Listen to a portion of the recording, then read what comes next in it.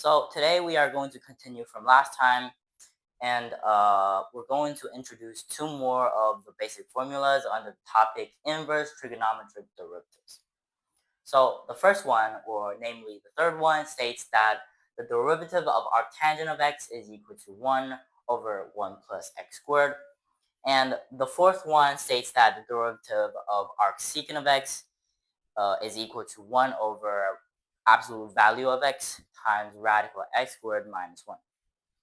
So let's start with the first one. Again, we're going to approach this derivative by directly stating the equation for y. So y is equal to arctangent of x. Therefore, tangent of y is equal to x. And differentiating both sides, we get secant squared of y times dy dx is equal to 1.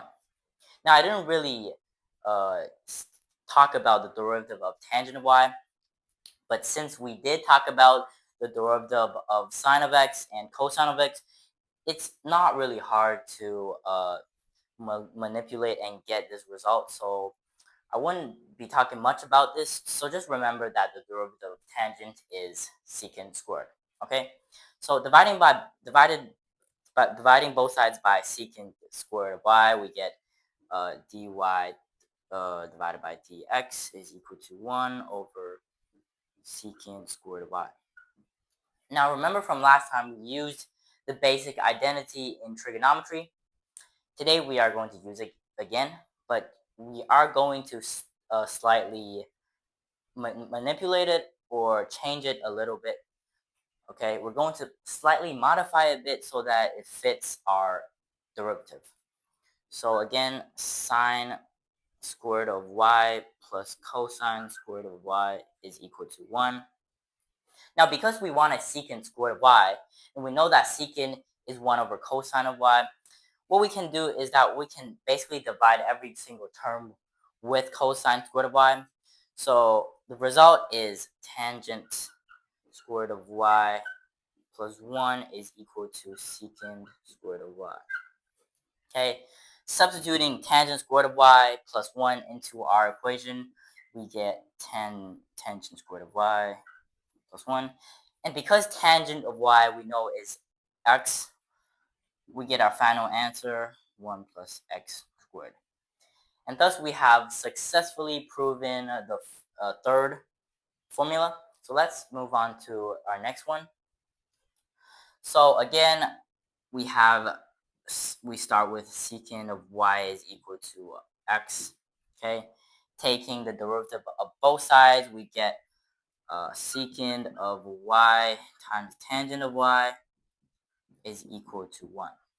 Now, I also did not really talk about the derivative of secant y, but since it's somewhat similar to tangent of y, and we've also talked about sine and cosine, it's also not hard to derive the derivative of secant of x.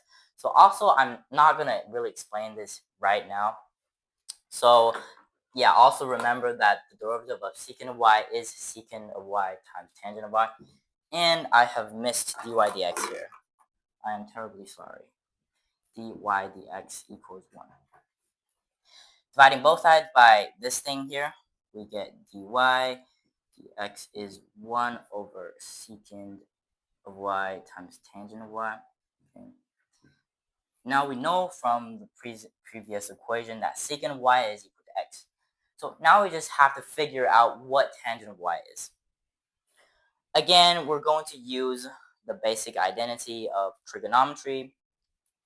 And therefore, from this, we know that tangent of y is equal to plus or minus radical secant squared of y minus 1.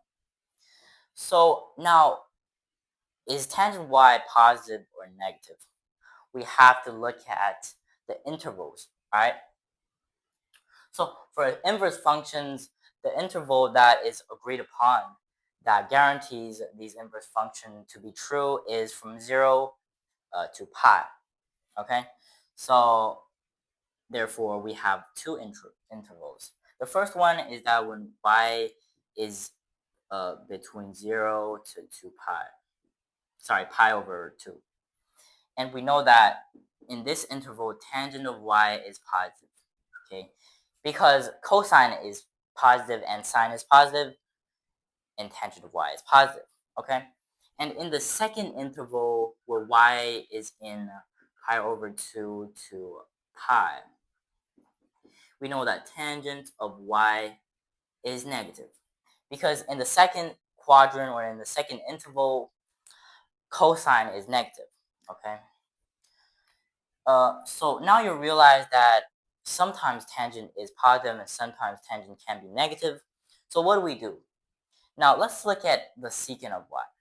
So in the first quadrant, secant of y is actually also positive because again, secant is equal to 1 divided by cosine, and in the first quadrant, cosine is positive.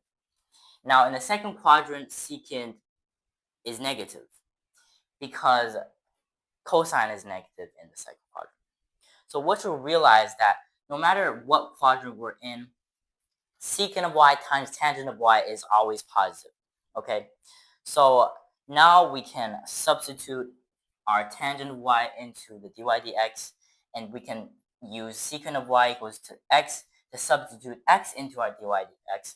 And finally, we get 1 over x times radical x squared minus 1, okay? And now we just need to guarantee that our expression is positive. So we know that because we have a radical here, we have a square root here, this is always going to be positive. So now we just have to guarantee that x is positive. So what do? We can simply put absolute value here so that we can guarantee that this expression is always positive. And thus we have proven our two formulas regarding inverse trigonometric derivative. So I hope you enjoyed today's video, and I'll see you in the next session.